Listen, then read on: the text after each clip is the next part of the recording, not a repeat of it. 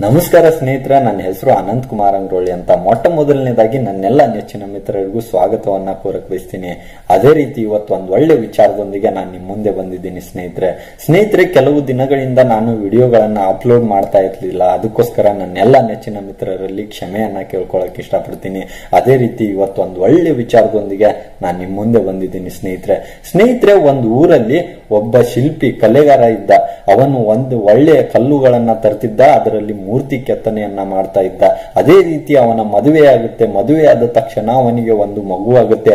ಆ ಮಗುವಿಗೂ ಕೂಡ ಅವನು ಶಿಲ್ಪಿ ಕೆತ್ತನೆಯ ಕೆಲಸವನ್ನೇ ಕಲಿಸ್ತಾನೆ. ಕೆತ್ತನೆ ಕೆಲಸವನ್ನ ಕಲಿಸಿದ ಆ ಮಗು ಕೂಡ ಒಳ್ಳೆ ಒಳ್ಳೆ ಮೂರ್ತಿಗಳನ್ನ ತಯಾರಿಸಲು ಶುರು ಮಾಡುತ್ತೆ. ಒಳ್ಳೆ ಮೂರ್ತಿಗಳಲ್ಲಿ ಅವರ ತಂದೆ ಮಾತ್ರ ಆ ಮಗು ತಯಾರಿಸಿದ ಮೂರ್ತಿಯಲ್ಲಿ ಒಂದಲ್ಲ ಒಂದು ತಪ್ಪು ಹುಡುಕ್ತಾನೆ ಇರ್ತಾನೆ. ಕಾಲ ಕಳೆಯುತ್ತಿದ್ದಂತೆ ಆ ಮಗು ಒಳ್ಳೆ ಒಳ್ಳೆ ಮೂರ್ತಿಗಳನ್ನ ತಯಾರಿಸಲು ಶುರು ಮಾಡುತ್ತೆ. ಆದ್ರೆ ತಂದೆ ಮಾತ್ರ ಆ ಮಗು ತಯಾರಿಸಿದ ಪ್ರತಿ ಒಂದು ಮೂರ್ತಿಯಲ್ಲೂ ಒಂದಲ್ಲ ಒಂದು ಚಿಕ್ಕ ತಪ್ಪನ್ನ ಹುಡುಕ್ತಾನೆ ಇರ್ತಾನೆ. ಅದೇ ರೀತಿ ಕೆಲವು ದಿನಗಳ ನಂತರ ತಂದೆ ತಯಾರಿಸಿದ ಮೂರ್ತಿಗಿಂತ ಹೆಚ್ಚು ದುಡ್ಡಿನಲ್ಲಿ ಈ ಮಗು ತಯಾರಿಸಿದ ಮೂರ್ತಿಗಳು ಮಾರಾಟವಾಗಲು ಶುರುವಾಗುತ್ತೆ. ಆಗ ಆ ಮಗುವಿಗೆ ಕೂಡ ಅಹಂಕಾರ ಹುಟ್ಟಲು ಶುರುವಾಗುತ್ತೆ. ಅಂದರೆ ಆ ಮಗು ತಂದೆ ಹೇಳಿದ ಮಾತನ್ನೇ ಕೇರ್ಲೆಸ್ ಮಾಡಕ್ ಶುರು ಮಾಡ್ತಾನೆ. ಅಂದ್ರೆ ಕೇಳದೆ ಇರುವಂತ ಪರಿಸ್ಥಿತಿಗೆ ಅವನು ಹೋಗ್ತಾನೆ. ತಂದೆ ಪ್ರತಿ ಬಾರಿ ಮಗು ತಯಾರಿಸಿದ ಒಳ್ಳೆ ಮೂರ್ತಿಯಲ್ಲಿ ಒಂದು ತಪ್ಪನ್ನ ಹುಡುಕಲು ಹೋದರೆ ಮಗು ತಂದೆಗೆ ಎದುರುತ್ತರ ಕೊಡಲು ಶುರು ಮಾಡುತ್ತೆ. ಕಾಲ ಕಳೀತಿದ್ದಂತೆ ತಂದೆ ತನ್ನ ಮಗು ಮಾಡಿರುವ ಮೂರ್ತಿಗಳಲ್ಲಿ ತಪ್ಪನ್ನ ಹುಡುಕುವುದನ್ನ ನಿಲ್ಲಿಸಿ ಬಿಡ್ತಾನೆ. ಹಾಗೆ ಕಾಲ ಕಳೆಯುತ್ತಿದ್ದಂತೆ ಈ ಮಗುವಿನ ಮಾರಾಟವೂ ಕೂಡ ಹೆಚ್ಚಾಗಿರುತ್ತೆ. 1 ವರ್ಷ ಕಳೆಯುತ್ತೆ. 2 ವರ್ಷ ಕಳೆದ ತಕ್ಷಣ ಆ ಮಗುವಿನ ಮಾರಾಟವೂ ಕೂಡ ಕಡಿಮೆಯಾಗಲು ಶುರುವಾಗುತ್ತೆ.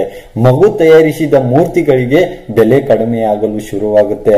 ಆಗ ತಂದೆ ಹತ್ತಿರ ಹೋಗಿ ಕೇಳ್ತಾನೆ, ಯಾಕೆ ನನ್ನ ಮೂರ್ತಿಗಳ ಮಾರಾಟ ಜಾಸ್ತಿ ಆಗ್ತಾ ಇಲ್ಲ ಅಂತ ಕೇಳ್ತಾನೆ. ಆಗ ತಂದೆ ಆ ಮಗುವಿಗೆ ಹೇಳ್ತಾನೆ, ನಮಗೆ ಯಾರಾದರೂ ಒಳ್ಳೆಯ ವಿಚಾರಗಳನ್ನ ಹೇಳ್ತಾ ಇದ್ರೆ, ಯಾರಾದರೂ ನಮ್ಮಲ್ಲಿರುವಂತ ತಪ್ಪುಗಳನ್ನ ಹೇಳ್ತಾ ಇದ್ರೆ ಅದನ್ನ ನಾವು ಆದಷ್ಟು ಬೇಗನೆ ನಮ್ಮನ್ನ ನಾವು ಅರಿತುಕೊಂಡು ಅದನ್ನ ಸುಧಾರಣೆ ಮಾಡಿಕೊಳ್ಳಬೇಕು ಅಂತ ಹೇಳ್ತಾನೆ.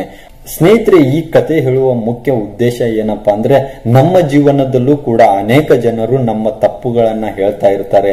ಅದನ್ನ ನಾವು ಸರಿಪಡಿಸಿಕೊಂಡು ಹೋಗುವುದೇ ನಮ್ಮ ಒಳ್ಳೆಯ ಉದ್ದೇಶ. ಅದೇ ರೀತಿ ನಾವು ಜೀವನದಲ್ಲಿ ಏನಾದರೂ ಸಾಧಿಸಬಹುದು ಅಂತ ಹೇಳಕ್ ಇಷ್ಟಪಡ್ತೀನಿ.